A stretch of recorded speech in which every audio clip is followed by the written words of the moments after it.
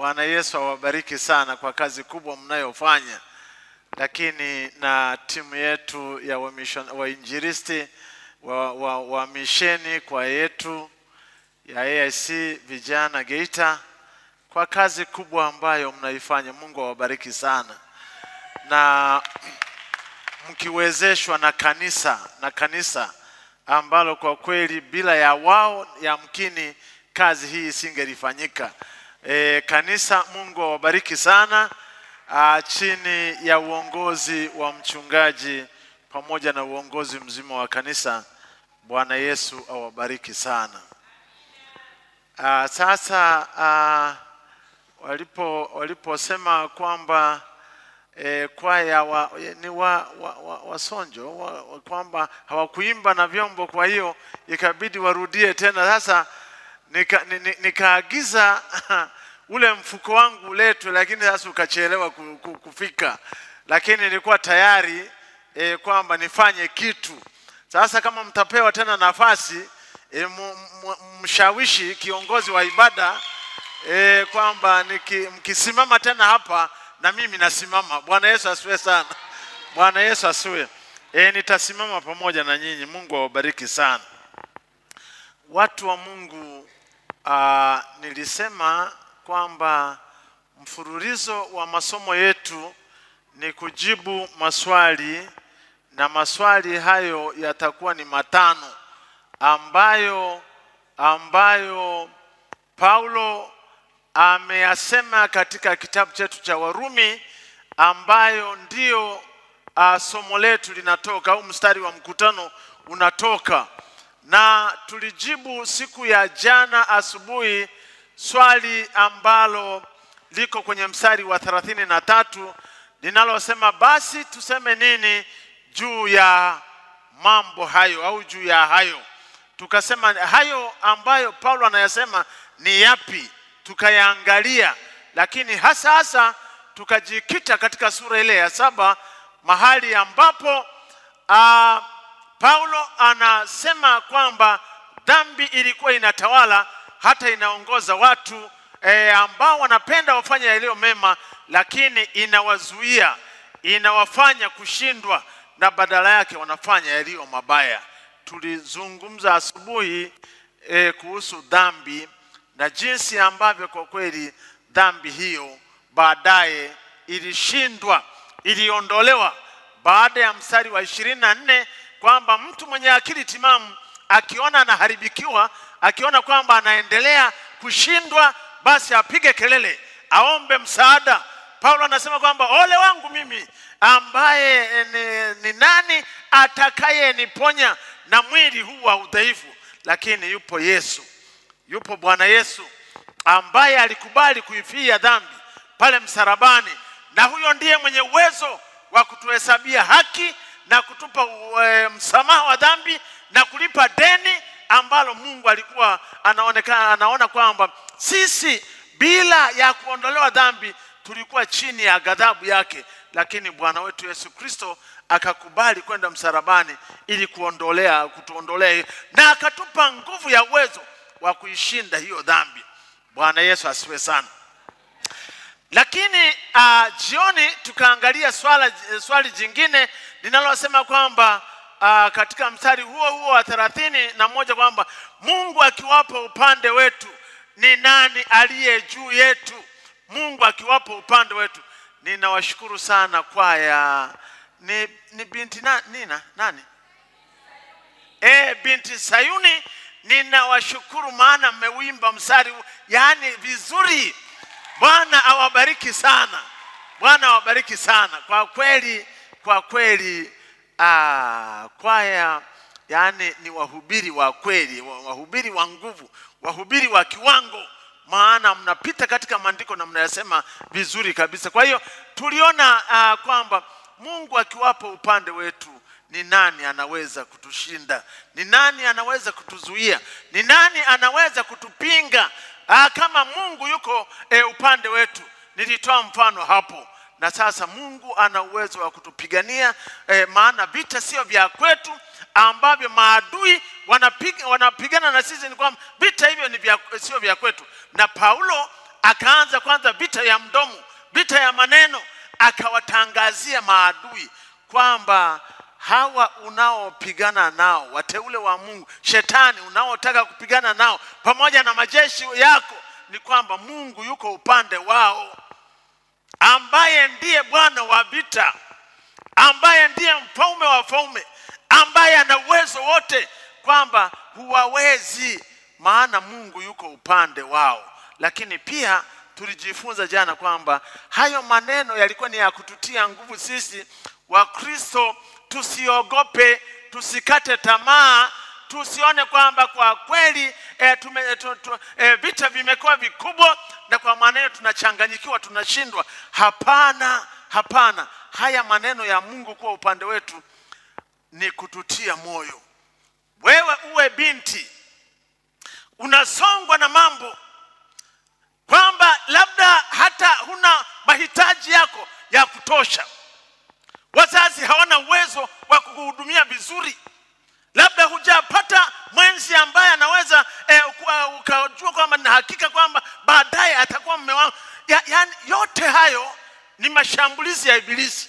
Mwangalie Bwana Yesu, mwangalie Yesu na umtegemee yeye. Yeye ana mpango mzuri kwako. Wewe subiria tu, subiria kwa uaminifu, subiria, uwe na ustahimilivu ambao ni ndani ya Bwana wetu Yesu Kristo, maana kwa imani mambo yote Bwana anaweza kutenda, maana ametuahidia mambo mengi mno. Kwa hiyo wewe usianze kujipeleka, usianze kujipeleka kwa sababu umekosa, kwa sababu una shida, kwa sababu umepungukiwa. Hapana, mwambie Yesu, mwambie Yesu, yeye Mungu yuko upande wako, na yeye anasema kwamba anatukirimia mambo yote ambayo kwanza anamwachilia mwanae ili atusaidie, na kisha anatukirimia na mambo yote pamoja na yeye. Pamoja na yeye nani? Yesu Kristo, ambaye Biblia inasema kwamba alijaribiwa sawa na sisi, lakini hakutenda dhambi, ili awe ni mfano, aweze kutusaidia sisi ambao tunajaribiwa kama yeye alivyojaribiwa. Bwana Yesu alijaribiwa na mambo yote, lakini akaendelea na utakatifu. Wewe kijana, hakuna ajira. Wewe kijana, sijui hakuna nini. Wewe endelea kung'ang'ana, piga kazi, fanya kazi kwa uaminifu. Mungu yupo tu atakutoa. Mungu yupo tu atakupa, yani kufanikiwa katika kazi za haki, kazi ambazo ni halali ambazo unazofanya. Fanya kwa uaminifu, zisimamie vizuri, tunza fedha zako vizuri, na baadaye utatoka, maana Mungu yuko upande wako. Tuliangalia mambo hayo jana jioni. Bwana Yesu asifiwe. Uhuru wa Yesu. Sasa asubuhi ya leo, siku ya pili, asubuhi ya leo, tunapenda tushughulike na swali la 3 linalosema kwamba ni nani atakaye washitaki wateule wa Mungu, katika mstari ule wa 33. Ni nani atakaye washitaki wateule wa Mungu? Tuliposhughulika na swali la jana kwamba Mungu akiwapo upande wetu, ni nani aliye juu, anayeweza kuwa juu yetu? Jibu lilikuwa ni hakuna. Jibu lilikuwa ni hakuna. Kama Mungu yupo kutusaidia, hakuna anayeweza kutupinga, hakuna anayeweza kutushinda. Lakini kwenye swali la leo, yamkini jibu lisiwe kwamba hakuna. Yawezekana jibu likawa tofauti, kwamba ni nani atakaye washitaki wateule wa Bwana. Jibu lake sio hakuna. Wapo, tena wanaweza kuwa ni kadhaa, na yamkini wanaweza kuwa ni wengi. Na sasa tutaangalia kwamba wakutushtaki sio kwamba hakuna. Wakutushtaki wateule wa Bwana wapo, kiuhalisia ni kwamba wapo, na yawezekana kuwa ni wengi. Mimi nitaleta washtaki wa wateule wa Mungu 3. Wangapi? Nitaleta 3. Yamkini wapo na zaidi, Haleluya. Bwana Yesu asifiwe sana. Ninakuomba tufuatane vizuri, maana mambo haya yatakusaidia. Mambo haya yatakuwa ni manufaa makubwa kwako. Wapo washitaki wa wateule wa Mungu watatu ambao siku ya leo asubuhi hii ya Jumamosi tutawaangalia, na tufuatane vizuri. Hii itakusaidia. Washtaki wa kwanza ambao ninawaona mimi ni washtaki wa wateule wa Bwana ni watu, binadamu, watu. Hawa watu wanaweza kuwa ni washtaki wa kweli au washtaki wa uongo. Wao wanasimama pande mbili. Watu ni washtaki wetu, lakini wanaweza kutushtaki kwa ukweli na pia wanaweza kutushtaki kwa uongo. Sawa? Maana wanaweza kutushtaki kwa ushahidi wa mambo walioyaona kwetu, lakini pia wanaweza kutushtaki kwa mujibu wa sheria. Ukivunja sheria, mwanadamu anatumia sheria kukushtaki. Lakini pia watu wanaweza kukushtaki kwa kutengeneza kesi, kwa kutengeneza mambo, kwa kuumba mambo ambayo hayapo lakini wakayatengeneza. Njia tatu kwa watu kumshtaki mteule wa Mungu ni hizo. Kwa nini ninasema kwamba hata wanaweza kushtaki kwa sheria? Wewe hata kama ni mteule wa Mungu, ukipoteza mali ya mtu, ukipoteza mali ya taasisi, ukipoteza mali, unashtakiwa. Huwezi kusema kwamba Biblia inasema mimi ni mteule kwamba nani wa kunishtaki. Hapana, utashtakiwa kwa mujibu wa sheria. Na wanadamu wanaweza kusimama wakakushtaki kwa mujibu huo, na kweli ukaonekana kwamba ni mkosa, una hatia.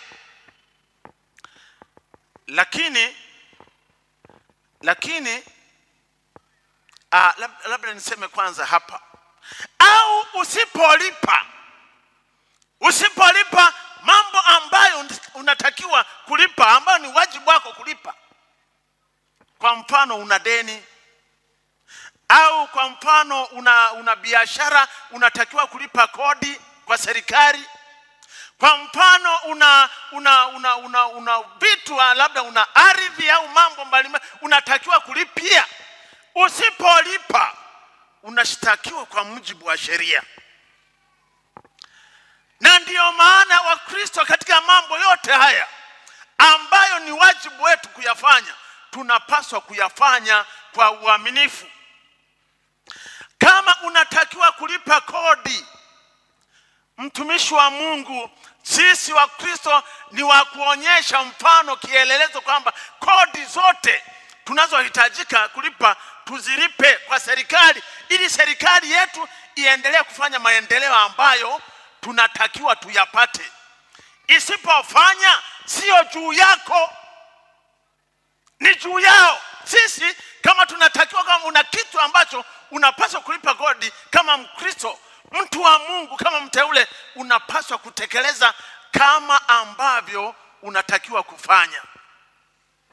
Kama umekopa, una deni kwenye vikoba, kwenye nini, sijui kwenye nini, unapaswa kulipa kama Mkristo.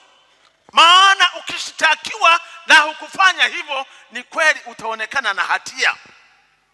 Wamama mpo? Kuna wamama ni wataalamu wa kukopa. Anakopa kikoba hiki, wakimfuatilia sana, anaacha kikoba hicho, anahamia kikoba kingine, na kwenyewe anaenda analipalipa kwanza, baadaye anakopa. Wakimpata, kuna watu wameharibu vikoba vya watu na wamama ninawapongeza ambao huwa mnalipa. Wangapi wanadaiwa kwenye vikoba? Haleluya, haleluya, haleluya. Watu wanaweza kutushtaki kwa mujibu wa sheria kwa mambo ambayo kwa kweli hatuyafanye kisheria, lakini ninasihi wa Kristo tunapaswa kuwa mstari wa mbele, kielelezo, mfano wa kuiga katika kuyafanya yale yote ambayo kwa mujibu wa sheria tunatakiwa kuyafanya. Bwana Yesu asifiwe. Uhuru wa Yesu. Lakini pia watu wanaweza kutushtaki kwa uongo.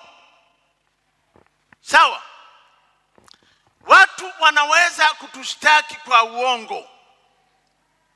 Hapo sasa inapotokea hivyo, yani kwa mambo ya kuumba.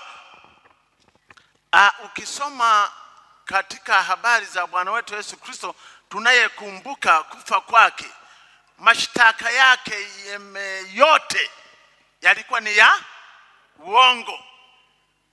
Kwa hiyo mwanadamu anaweza kukushtaki kwa uongo. Labda tusome Mathayo sura ile ya 26. Mathayo sura ile ya 26. Nimesahau kitu.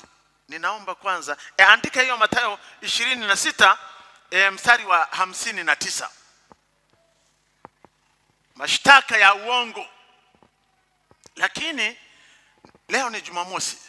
Ninapenda niseme Yesu yuko wapi kwa mujibu wa maandiko matakatifu. Jana jioni Bwana Yesu alipokufa pale msalabani,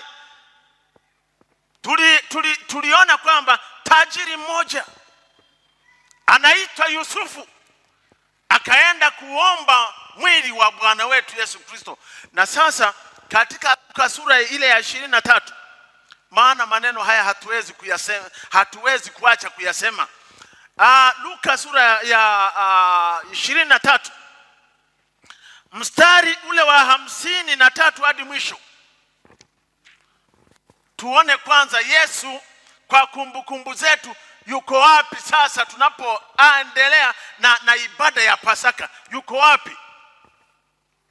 Luka sura ile ya 23 mstari ule kuanzia wa 53. Biblia inasema yule Yusufu akaushusha, akauzinga sanda ya kitani, akauweka katika kaburi lililochongwa mwambani, ambalo halijalazwa mtu bado ndani yake.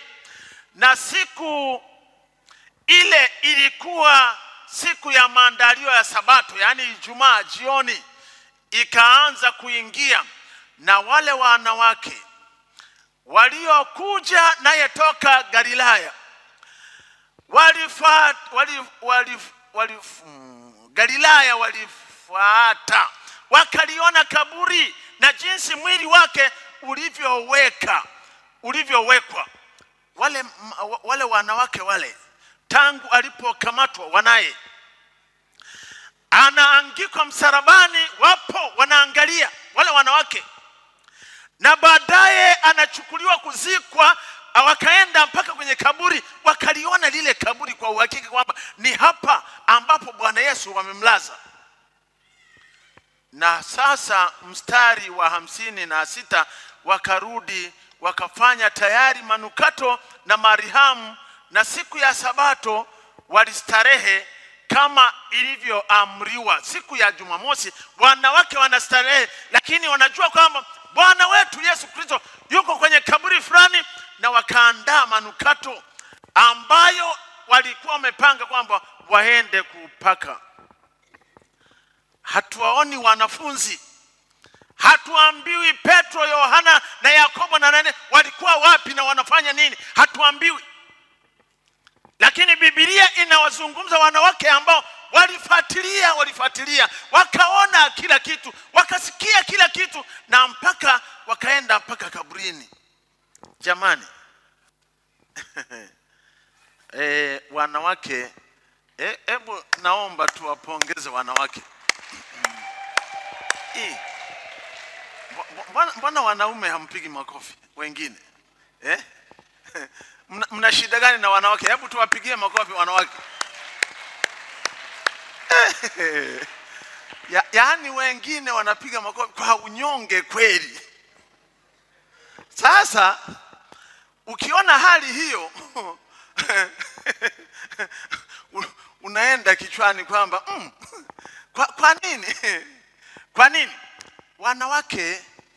Wanawake walimpata Yesu pote alipopita mpaka mwisho, na tutaona kesho wakati tunaandaa bahasha zetu za shukrani ya kufufuka kwa Bwana wetu Yesu Kristo. Ninakusihi na kukomba kwamba weka shukrani inayolingana na ulivyofurahi kwamba Bwana Yesu hakubaki kaburini, kwamba Bwana Yesu mauti haikumshinda, kwamba Bwana Yesu kaburi halikumshikilia, kwamba uje na bahasha ambayo kwa kweli inaendana. Haleluya. Bwana Yesu asifiwe sana. Ningelikuwa na ruhusa hiyo, ningekaa kuziangalia bahasha. Bwana Yesu asifiwe. Na sio kwamba ni ule wingi wa pesa utakazoweka, hiyo ni moja. Lakini pili ni jinsi ambavyo umeguswa na kwamba Bwana Yesu ameteseka msalabani na kisha akakubali kufa kwa ajili yako, na baadaye akazikwa kaburini, na sasa anaonyesha ushindi ambao wote wanaomwamini ijapokuwa wanakufa lakini wanaendelea kuishi, kwamba siku moja na sisi tutafufuliwa. Kwa shukurani hiyo kesho tuone.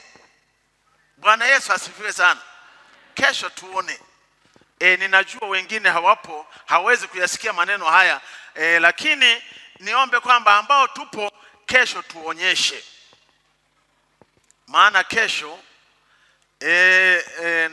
mchungaji alikuwa anasema leo sasa leo sio leo, ni kesho.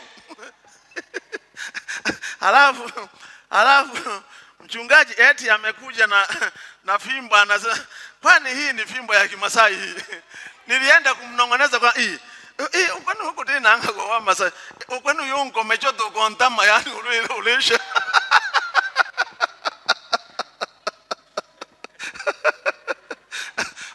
Bwana Yesu asifiwe. Haleluya, haleluya, haleluya. Kwa kweli sisi wa Kristo tuna kila sababu ya kujivunia, maana hakuna mwingine ambaye anafatwa au anaaminiwa ambaye alikufa akazikwa na kisha siku ya tatu akafanya nini? Akainuka mzima. Hamna. Miungu mingine nayo abudiwa ipo pale pale mpaka leo, lakini Bwana Yesu hapana. Ni lazima ujivunie Ukristo wako. Ni lazima ujivunie imani hii, maana imani hii ni ya uhakika kwamba inakuweka duniani kama mshindi, lakini baadaye kama utakufa, Bwana Yesu hajarudi, wewe baadaye utafufuka ili uwe mshindi daima mbinguni pamoja na nani? Na Bwana Yesu. Haleluya, haleluya, haleluya. Watu wa Mungu, kwa kweli tunapohubiriana haya ni kwamba yatujenge, yatusaidie kwamba usionee aibu Ukristo wako. Daima uwe ni mtu wa kutembea kifua mbele kwamba mimi Bwana Yesu aliniokoa na nina uhakika kwamba nitaishi milele na milele pamoja naye. Bwana Yesu asiwe sana. Sasa nimekaa mahali ambapo sio somo la leo. Turudini hasa kwenye somo letu, kwamba wanadamu ndio wanaweza kukushtaki kwa mujibu wa sheria, lakini pia wanaweza kutengeneza mashtaka. Ukisoma katika Mathayo tulioiandika, nafikiri tayari mmekwisha kuisoma, Mathayo sura ya 26 mstari ule wa 59, Biblia inasema Mathayo uko wapi? Mathayo sura ya 26, Mathayo sura ya 26 mstari ule wa 59, Biblia inasema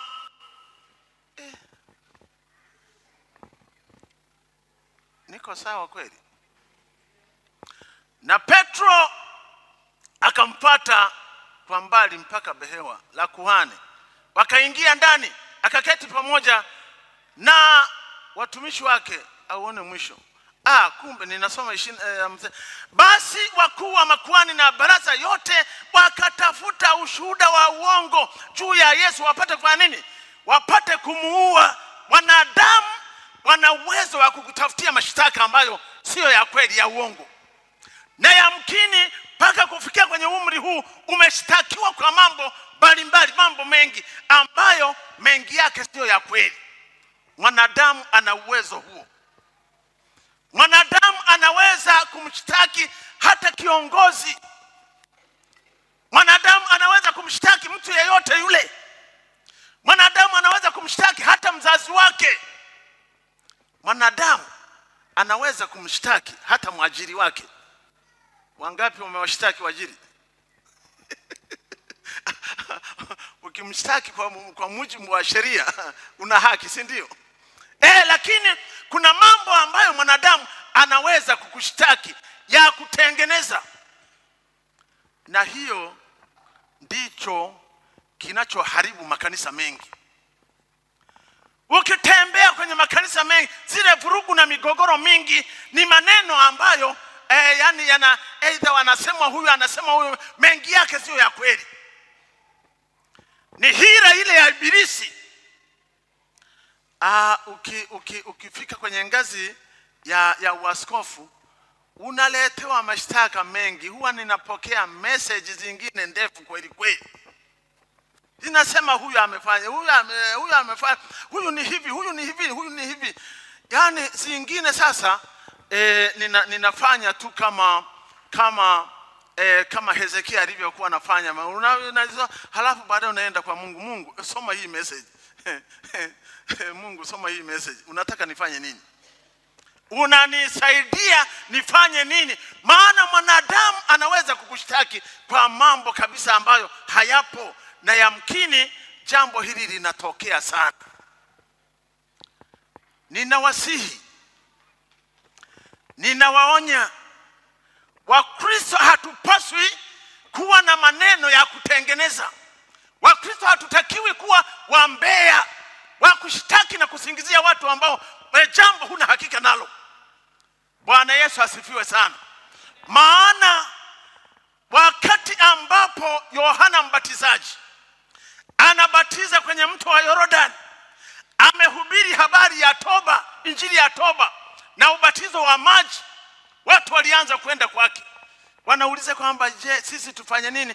Hebu tuendeni kwa maneno aliyoyasema kuhusu maaskari. Kama kuna askari hapa, nitaomba usikilize maneno haya. Na hii sio askari tu. Sasa hivi ni sehemu nyingi. Sehemu nyingi. Tuendeni kwenye Luka sura ile ya Luka 3. Luka sura ile ya 3. Yohana akazungumza waziwazi, yani akatoa katazo la watu waliookoka kulifanya. Yohana sura ya 3. Ile Yohana sura ile ya 3 mstari wa 14, mstari ule wa 14, tuanzie wa 13. Hawa anaozungumza wengine 13. Lakini 14, askari nao wakamuuliza wakisema, sisi nasi tufanye nini? Akawaambia, msidhulumu mtu wala msishitaki kwa uongo, tena toshekeni na mishahara yenu. Haya ni maneno ya msingi sana. Ni maneno ya msingi sana kwa watumishi wanaotumika katika taasisi za umma. Kwa watumishi ambao wanatumika popote pale. Anasema kwamba akawaambia, msidhulumu mtu. Watu wa Mungu, Biblia inakataa dhuluma.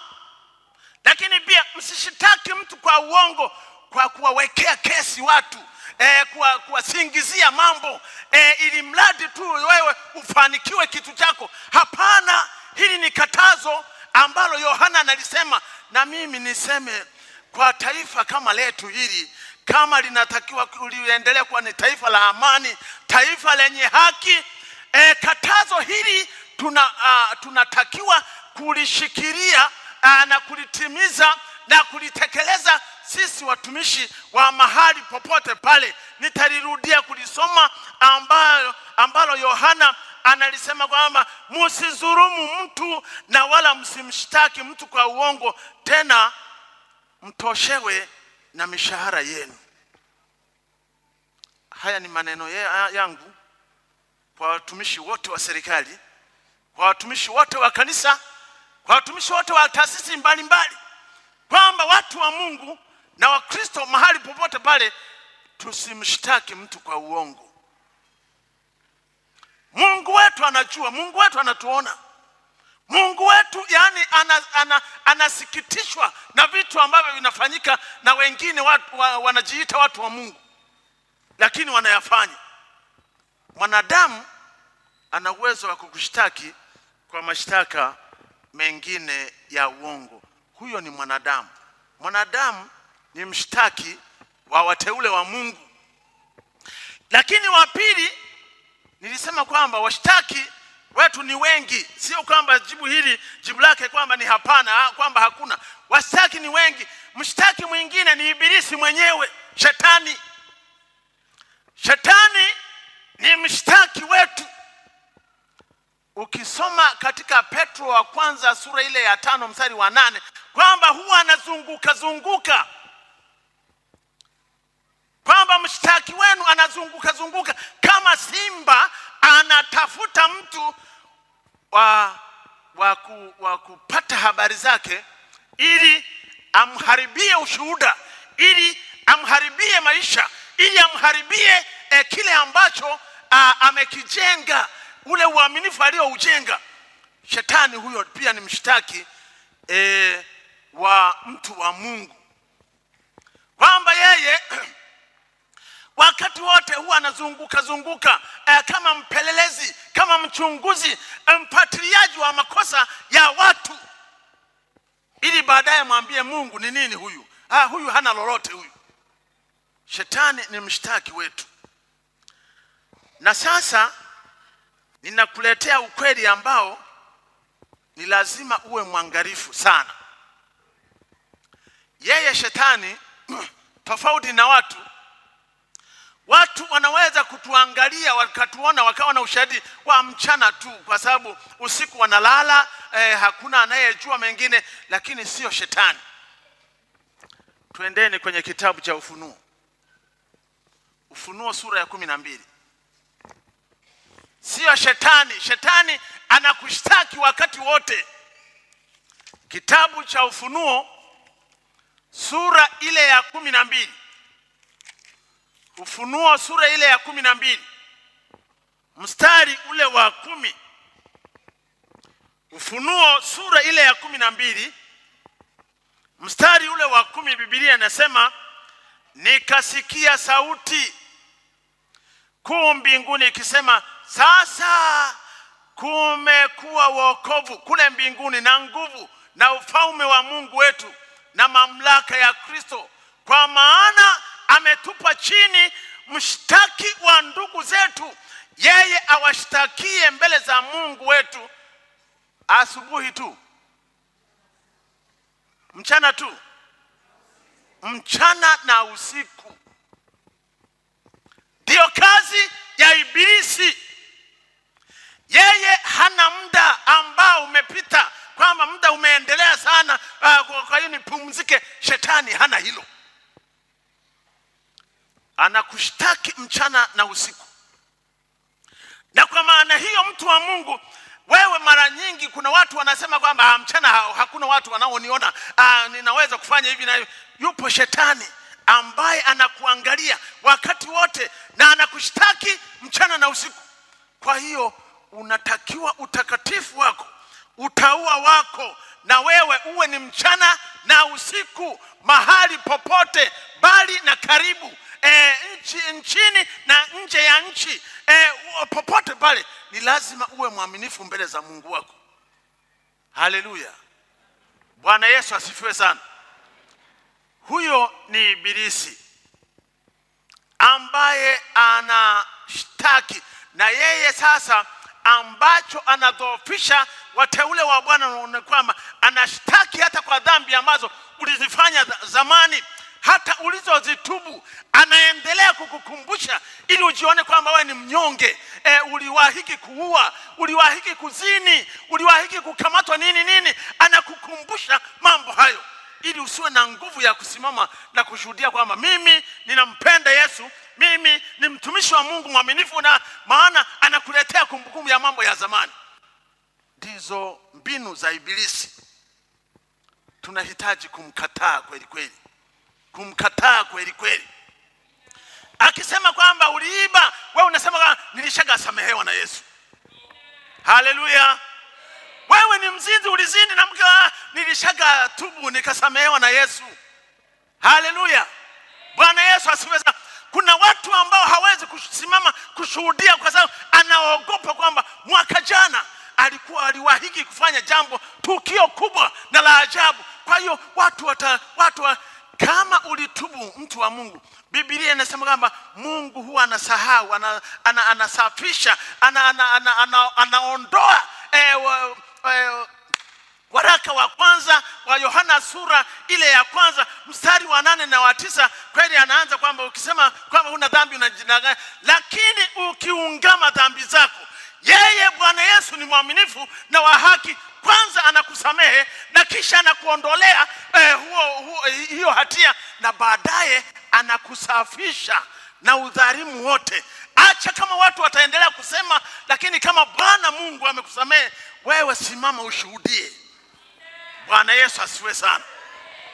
Kuna watu wamekuwa na maisha ya unyonge sana, ni kwa sababu shetani anawashtaki, anawakumbusha vitu ambavyo tayari walishaga achiriwa na Bwana Yesu. Biblia inasema katika Zaburi kwamba ni heri mtu ambaye amesamehewa dhambi zake na dhambi yake yani imekwisha kuachiliwa na Mungu. Ndio sisi ambao wakati wote tunatubu. Unapogundua kitu unatubu, unamwambia Bwana nisamehe. Bwana niko hapa mimi ni mnyonge, ni mdhaifu, lakini Bwana akikusamehe unakuwa ni mtakatifu. Maana ya utakatifu sio kwamba ni mtu ambaye hana dhambi. Maana ya mtakatifu ni mtu ambaye amesamehewa dhambi zake. Ni kweli ni mwenye dhambi, lakini dhambi zake zimefanya nini? Zimesamehewa. Huyo ni shetani. Sasa mshtaki wa mwisho, na nitamaliza. Mshtaki wa mwisho na kisha nitamaliza, watu wa Mungu. Mshtaki wa mwisho yeye anashtaki kwa ukweli kabisa. Hasingizii, hasemi uongo. Yani kila kitu unachokifanya wewe na ninachokifanya mimi, yeye anakijua, anakifahamu, anakushtaki sawa sawa na yale ambayo unayafanya. Nani huyo? Anaitwa dhamiri. Anaitwa dhamiri. Dhamiri ni mshtaki wa tatu wa wateule wa Bwana ambaye anashtaki mtu kwa ukweli, na hiyo ni dhamiri yako. Dhamiri inatushtaki kwa udhaifu wote. Hakuna ambacho dhamiri haijui kwako. Dhamiri yako hakuna kitu ambacho haikitambui. Shetani maana hayuko kila sehemu, anaweza mengine akategemea kujulishwa na mawakala wake, lakini dhamiri yako inajua kila kitu. Kila kitu ambacho unakifanya, unakisema, unakitenda, unakiwaza, yenyewe inajua. Hebu tusome Yohana sura ile ya 8. Tusome Yohana sura ile ya 8. Yohana sura ile ya 8. Yohana 8 mstari wa 9.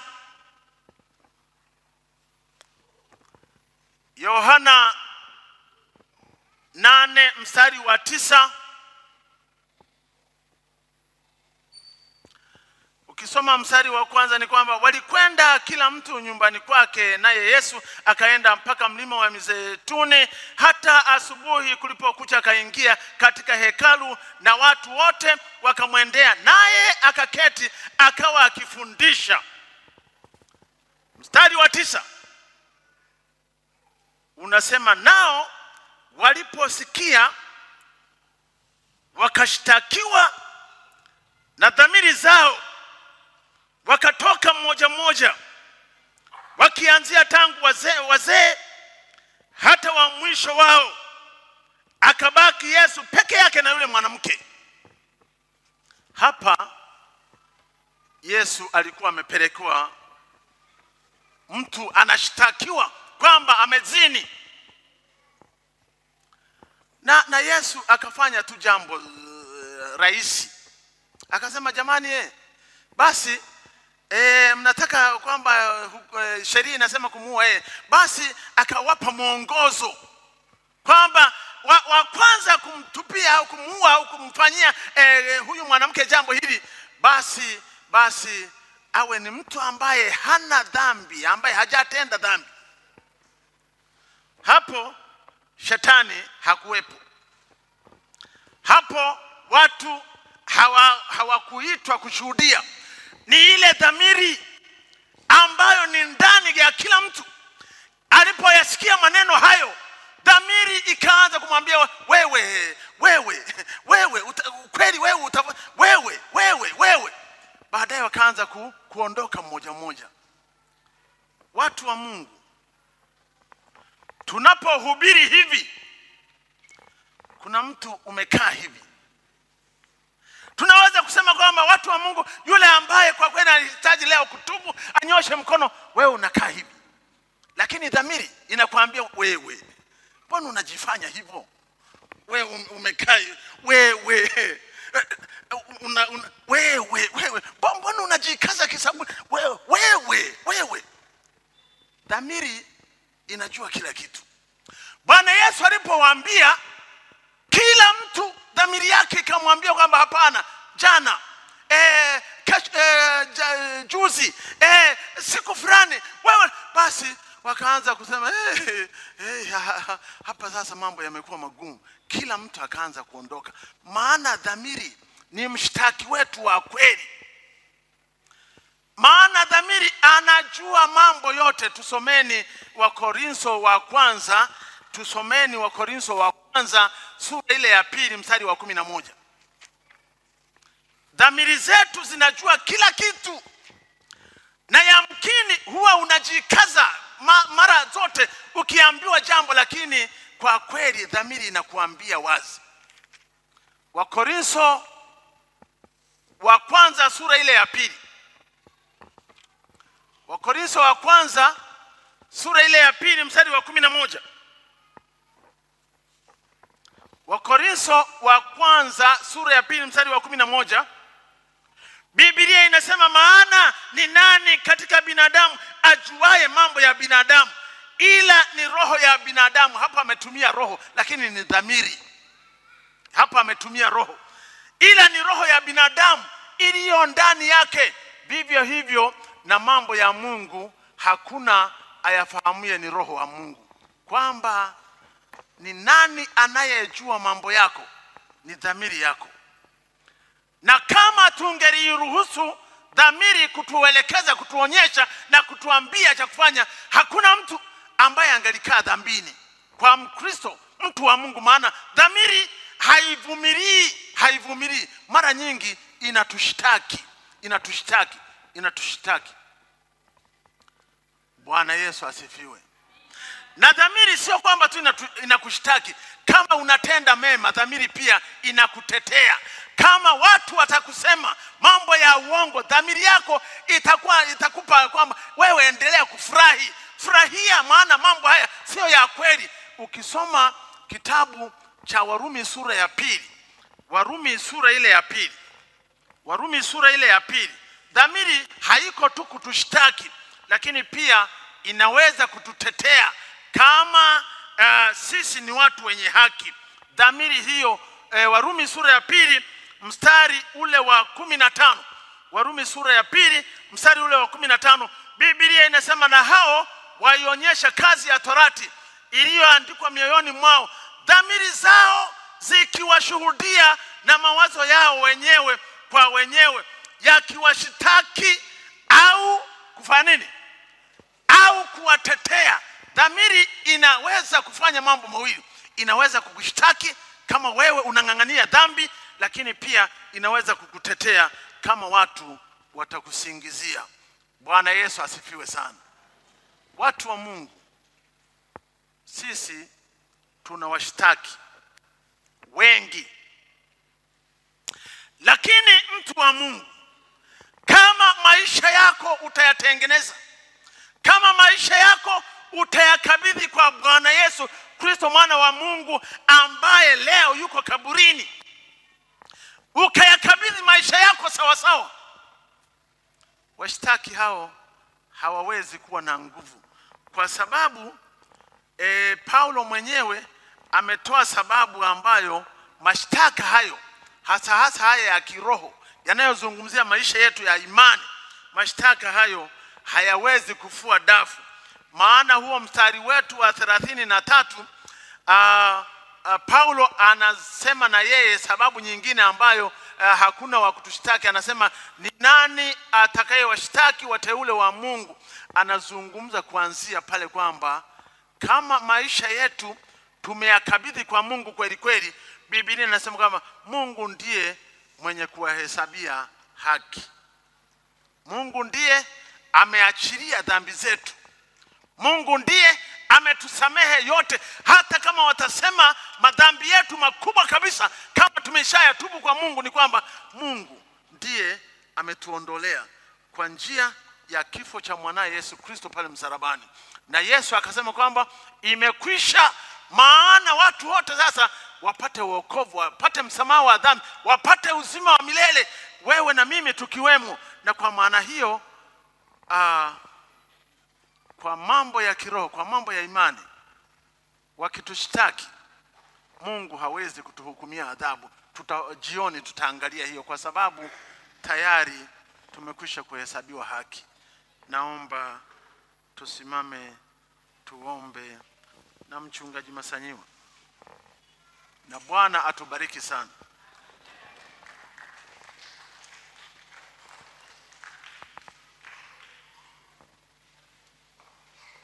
Tuombe. Ni kweli Mungu umetuita ili tukutumikie, lakini kuna washtaki.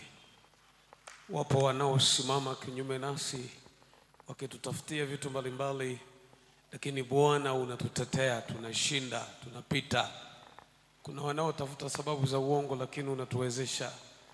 Ibilisi yupo kutushtaki mchana na usiku kwa mambo ambayo hatuwezi kufanya vizuri mbele yako, lakini bado dhamira ulioitengeneza katika maisha na moyo wa mwanadamu, ambao ndio Roho Mtakatifu hufanya kazi pamoja nayo, Baba, haya hutusaidia sisi kuwa wakamilifu mbele za macho yako. Ukatusaidie kusimama kwa uaminifu, ukatusaidie kushinda dhambi na kukupa utukufu Bwana Yesu. Tukaendelea kusimama kama washindi na zaidi ya kushinda, katika jina la Yesu Kristo mwokozi wa maisha yetu. Amen. Pigie Bwana makofi na vigelegele.